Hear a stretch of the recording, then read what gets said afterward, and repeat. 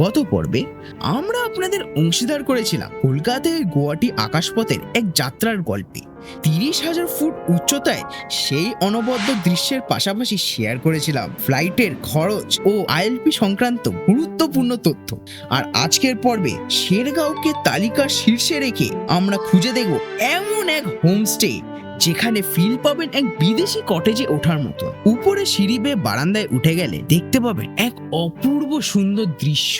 তবে এখানেই শেষ নয়, এই ভিডিওতে আপনাদেরকে ঘুরিয়ে নিয়ে আসবো পশ্চিম কামেং এর 10,000 ফুট উচ্চতায় সেই বিখ্যাত পাহাড়ি রাস্তায়, স্থানীয় পরিচিতি 108 মানি। আর বেশি বিলম্ব না করে চলুন কন্টিনিউ করা যাক এই ভ্রমণ গল্পটি।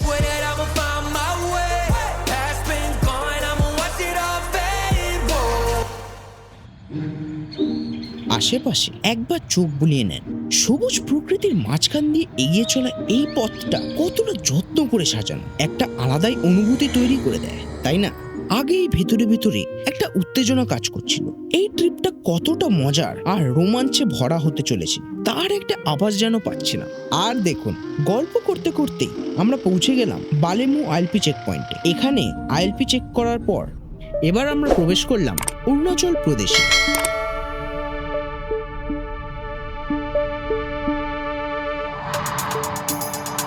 এই সুন্দর পাহাড়ের মাঝে গাড়ি চালিয়ে ঘুরতে ঘুরতে একটা ছড়া মাথায় চলে আসলো। কতই বার আসবি সেই একই পাহাড়ে, কতজন যে বলে, তাও আসতে খুবই সুন্দর লাগে এই পাহাড়ের কোলে। পাহাড় পর্বতে আসার একটা বড় আকর্ষণই হলো এই সুন্দর দৃশ্যটাকে কাছ থেকে উপভোগ করা, আর তার সাথে যদি গরম গরম মোমো জুটে যায়, আহা! মুহূর্তটা ছোট হলেও তার একটা আলাদা চার্ম থাকে, যেটা কিন্তু মনে থেকে যায়। কালাকথাং গেট ছাড়িয়ে আমরা এগোলাম শেরগাঁওয়ের দিকে। আর কোথাও কত কিলোমিটার এখান থেকে? কোথায়? ওই যে শেরগাঁও মোটামুটি 25 কিলোমিটার। শেরগাঁও এখনো প্রায় 25 কিলোমিটার দূরে। নিঃসন্দেহে সেই জায়গাটা হবে অপূর্ব, কিন্তু তার আগে চোখটা একটু থেমে যাক এই ভিউ পয়েন্টের মন মুগ্ধকর দৃশ্যপটে। সুন্দরভাবে দেখা যাচ্ছে, মানে এমন আছে পুরো এঁকে দিয়েছে, একদম ঠাকুর একদম এঁকে একদম বসিয়ে দিয়েছে এখানে। অরুণাচল প্রদেশ, যাকে land of the rising sun নামেও ডাকা হয়, কিন্তু সত্যি কি এখানেই সবার আগে সূর্য ওঠে? আর এই রাজ্য কেন এতটা ভিন্ন? আজ আমার ফ্যাক্ট ডায়েরি থেকেই এই গল্পটা আপনাদের শোনাবো। দেশের একদম পূর্বে রয়েছে ডং ভ্যালি, আর যখন প্রায় পুরো দেশ স্বপ্নের আড়ালে ডুবে থাকে, এখানেই সূর্য উদয়ের সময় প্রথম আলোর ছোঁয়া পড়ে। হয়তো এই কারণের জন্য এই জায়গাটার নাম land of the rising sun.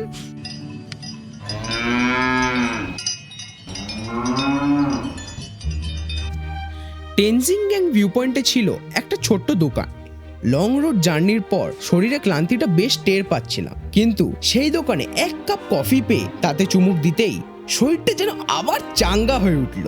তারপর আবার সেই অপূর্ব দৃশ্যটাকে চোখের মধ্যে নিয়ে আমরা বেরিয়ে পড়লাম শেরগাঁওয়ের দিকে। অরুণাচল যে শুধু প্রাকৃতিক সৌন্দর্যের জন্য বিখ্যাত এটা ভাবলে ভুল হবে। এটা আসলে একটা লিঙ্গুইস্টিক গোল্ড মাইন। ভাবতে পারেন 26টা আলাদা ট্রাইব, আর তাদের মধ্যে প্রায় 90টার কাছাকাছি ভাষা বলা হয়। কিছু ভাষা তো এতটাই ইউনিক যে পৃথিবীর অন্য কোনো ভাষার সঙ্গে এর কোনো মিলই নেই।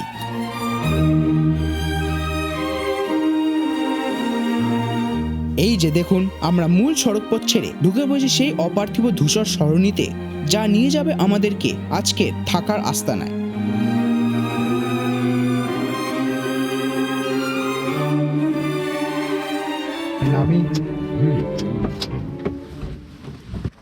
এই হোমস্টেটা পুরো পাহাড়ের মাঝে। দেখুন কি সুন্দর জায়গাটা।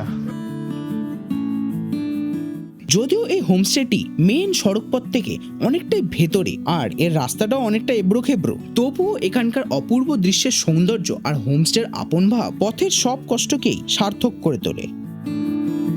আসুন আপনাদের দেখাই এই সুন্দর ঘরটা। মানে এটা হচ্ছে ডুপ্লেক্স ঘর, মানে উপরে একতলা আছে, নিচে একতলা আছে।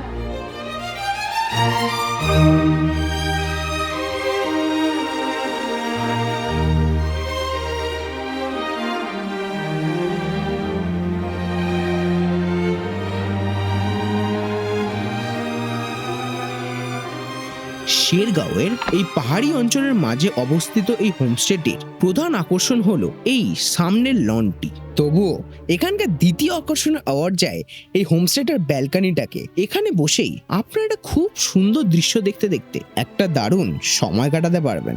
আর এই মুহূর্তে এত সুন্দর সুন্দর কথা আমার মাথায় আসার কারণটি হলো নিচ থেকে ভেসে আসা সেই জিন্দেগি এক সফর হি সুহানা সঙ্গীত। এটা হচ্ছে বাথরুমটা, চলুন বাথরুমটা একটু দেখে নিই। দেখুন পরিষ্কার পরিচ্ছন্ন বাথরুম, একদম পরিষ্কার। এখানে গিজার আছে, বেসিন, তারপরে বাকি সব এখানে হ্যাঙ্গারগুলো দিয়েছে। সূর্য অস্ত গেছে, চারিদিকে অন্ধকার ঘনিয়ে এসেছে, আর এই আঁধারের মাঝেই দেখুন আলোকসজ্জায় সেজে আমাদের এই হোমস্টে রূপ এখন ঠিক কতটা অপারমিত হয়ে উঠেছে। এখন এখানে প্রায় অনেকটাই ঠান্ডা আস্তে আস্তে নামছে, ঠান্ডা লাগছে, মাথায় টুপি পরতে হলো, সোয়েটারও গায়ে দিতে হলো। আর কি বলবো, এখানে অত আলো নেই দার্জিলিংয়ের যেমন ঝলমল করে, ঋষিয়ার থেকে যেমন ঝলমল করতো দার্জিলিং দেখা যেত, কিন্তু এখানেও দেখা যাচ্ছে। ওখানে যেমন আমরা দেখতে পাবো, এটা হচ্ছে রাতের দৃশ্য। রাতের খাবারের অর্ডারও আমাদের দেওয়া হয়ে গেছে। এবার রাতে রুটি, ভাত, আন্ডা কারি, চিকেন সব আছে, আপনাদের এইগুলো সব দেখাবো। বিকেলবেলা আমাদের স্ন্যাক্স আইটেম হিসেবে পেঁয়াজি অর্ডার দেওয়া হয়েছিল। আর আপনাদেরকে আমি জানিয়েছি পাহাড়ের এই কনকনে ঠান্ডার মধ্যে এখানে বনফায়ারের আনন্দ নেওয়ারও সুবিধা আছে। আপনারা শুধু ওনাদের একবার বললেই ওনারা সব আয়োজন করে দেবেন।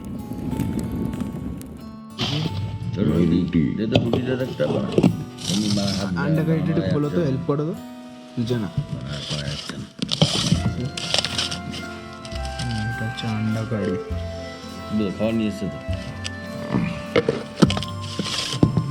খাবারের অভিজ্ঞতা নিয়ে যদি বলি, তবে সত্যি বলতে আমার সেটা খুব একটা ভালো লাগেনি। আমার ওপিনিয়ন হিসেবে খাবারটা একটু বেশি স্পাইসি আর তার সঙ্গে কিছুটা হার্ডও লেগেছে। তবে এই একটা দিক দিয়ে পুরো জায়গাটাকে হয়তো বিচার করা ঠিক হবে না। মনে রাখতে হবে এরকম দুর্গম পাহাড়ি অফবিট এলাকায় সবসময় মনের মতো খাবার পাওয়া কঠিন। তাই খাবারের অভাবটুকু যদি বাদ দিই, এই হোমস্টেটা কিন্তু ঘোরার জন্য একদম পারফেক্ট। আজ আমাদের অরুণাচল প্রদেশে দ্বিতীয় দিন। এখন বাজে সকালের 8:54। আমরা আগের দিন শেরগাঁওতে এসেছিলাম, আর এখানে আমরা একদিন কাটিয়েছি। এবার আমাদের নেক্সট ডেস্টিনেশন হচ্ছে শাংতি ভ্যালি। আমাদের লাগেজ সব প্যাক করা হয়ে গেছে, কিছুক্ষণের মধ্যে আমরা বেরিয়ে যাব। এই জায়গাটা থেকে খুবই ভালো লেগেছে, এই জায়গাটা খুবই সুন্দর। আর এখানে যা দৃশ্য সেটা দেখতে দেখতে একদম সময় ফুরফুর করে কেটে যায়। এখানে আরেকদিন থাকতে নিশ্চয়ই মন্দ লাগবে না। কথাবার্তা তো অনেকই হলো, গল্প না হয় চলতেই থাকবে। তবে এবার চলুন আপনাদের এখানকার সকালের এই স্নিগ্ধ অ্যাম্বিয়েন্সটা একটু ঘুরিয়ে দেখাই।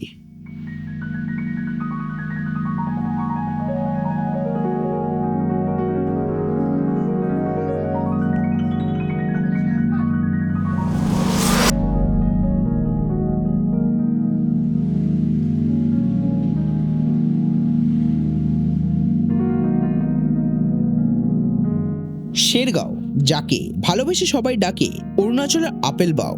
নমস্কার, আবারও হাজির আমার সেই ফ্যাক্ট ডায়েরি নিয়ে। আপেল চাষের জন্য এখানকার আবহাওয়া সেরা হলেও এখানকার বাগানে দেখা মেলে কিউই, আখরোট আর মায়াবী কমলা রঙের পার্সিমনের। মার্চের এই শুকনো আর পাতাহীন গাছগুলোকে দেখলে মনেই হয় না যে এখানে সেপ্টেম্বর অক্টোবর মাসে শেরগাঁও একটা সবুজ ঢাকা অপূর্ব ক্যানভাসে পরিণত হয়। তখন ডালে ডালে লাল আপেল আর উজ্জ্বল কমলা পার্সিমনগুলো যেন এক রূপকথার দৃশ্য তৈরি করে। আর চারিপাশ যখন সবুজে ভরে থাকে, সত্যি বলুন ছবি তুলতে বেশ মন করে। আমি এখানে এখন ব্রেকফাস্ট করছি, লুচি আর রাজমা আর ডিম ভাজা।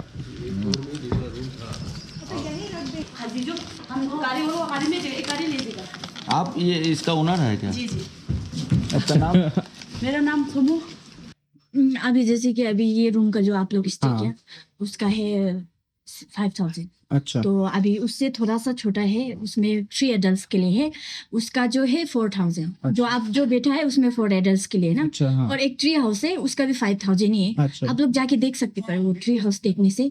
और अभी ये ट्री हाउस जो अभी वो नहीं हुआ है कंप्लीट, जो ना ऊपर से थोड़ा सा बारिश आने से थोड़ा बारिश का अंदर आने का थोड़ा चांस। সময় চাকা ঘুরতে থাকি। অরুণাচলে কাটলো চমৎকার এবং আমাদের প্রথম দিন। এবার পরবর্তী ডেস্টিনেশনের জন্য আমরা প্রস্তুত। শেরগাঁওকে বিদায় জানিয়ে এবার আমাদের গন্তব্য শান্তি ভ্যালি। তবে সেখানে যাওয়ার আগে পথেই আমরা নামবো আরেকটা সুন্দর ভিউ পয়েন্টে। তারপর অ্যাজ প্রমিসড নিয়ে যাব সেই জায়গাটাতে যাকে বলা হয় 108 মানি, লোকে একে মান্ডালা টপ নামেই বেশি চেনে। শুক্রিয়া। We were sparks on quiet streets, two hearts finding where to meet. But life pulled us apart, left me talking to the dark.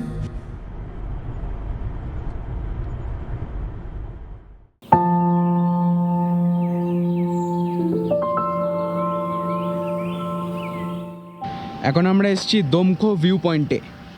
এখান দিয়ে এই রাস্তা দিয়ে হয়ে আসলাম, আমাদের গাড়ি এখানে দাঁড়িয়ে আছে।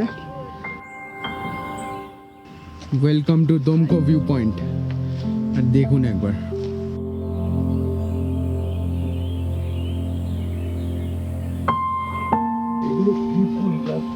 দেখুন একবার কি সুন্দর জায়গাটা।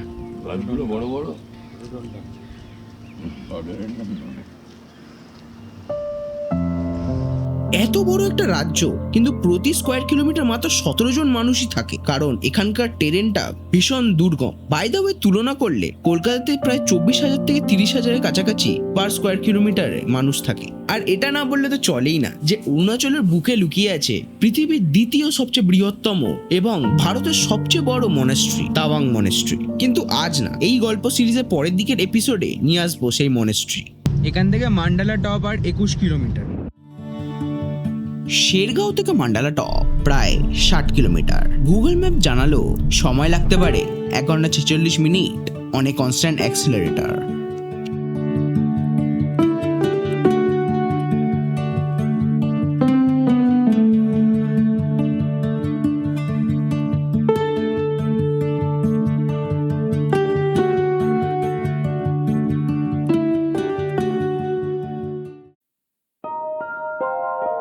আমি কি কোনো স্বপ্নের রাজ্যে চলে এলাম, নাকি এটা সত্যি?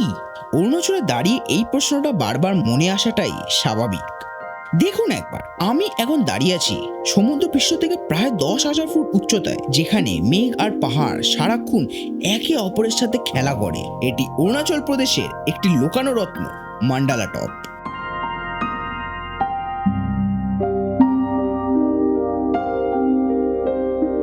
জানেন কি, আমার চারপাশে যে স্তূপগুলো দেখছেন সেগুলোর প্রতিটি এক একটি ফ্যামিলি নিজেদের খরচায় তৈরি করেছে। তাই এটি শুধু একটি পর্যটনের কেন্দ্র নয়, এটি এখানকার মানুষের ভক্তি আর অটুট ঐক্যের এক অনন্য প্রতীক।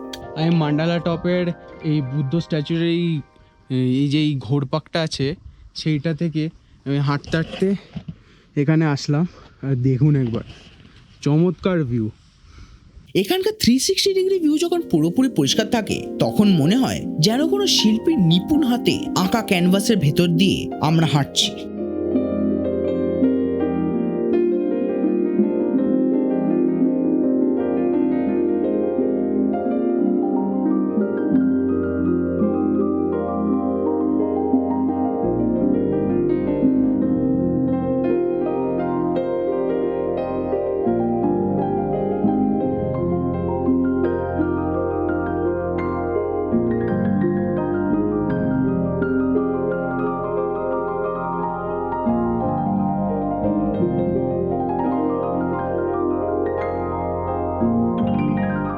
দুর্ভাগ্যবশত আজ অবস্থা অনেকটা কুয়াশাচ্ছন্ন। সেই বিশাল দৃশ্যটা ক্যামেরায় ধরা হয়তো সম্ভব নয়, কিন্তু এই কুয়াশার চাদরে মোড়া মান্ডালা টপের রূপটাও কিন্তু মায়াবী লাগছে।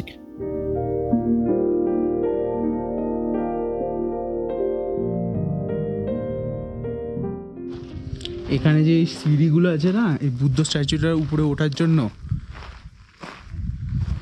এটা কিন্তু একটুখানি খাড়াই আছে, তো যখনই উঠবেন সামলে উঠবেন। মানে কয়েকজনের নাও লাগতে পারে, কিন্তু সামনে ওঠাটাই বেশ করে নামার সময় দেখলাম একটু খাড়াই আছে, পুরো একদম কুয়াশায় ভর্তি হয়ে গেছে চারিপাশ।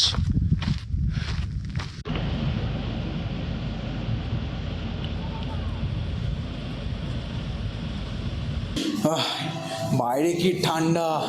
এখানে সামনে একটা মনেস্ট্রি আছে, আর এই জায়গাটা হচ্ছে সেই জায়গাটারই একটা দোকান যেখানে ম্যাগি, কফি, চা এরা সব বিক্রি হয়। বন্ধুরা, আজকের পর্বটি আমি এখানেই শেষ করছি। খুব শীঘ্রই ফিরবো নতুন আরও একটি দারুণ অরুণাচলের গল্প নিয়ে। আমার এই ছোট্ট প্রচেষ্টা যদি আপনাদের ভালো লেগে থাকে, তবে আপনাদের ছোট ভাই হিসেবেই একটাই অনুরোধ রাখছি যে সাবস্ক্রাইব বাটনটা একটু ক্লিক করে দেবেন, আর ভিডিওটা কেমন লাগলো সেটা অবশ্যই কমেন্টে জানাবেন। আজকের মতো বিদায় নিচ্ছি, দেখা হচ্ছে পরের পর্বে।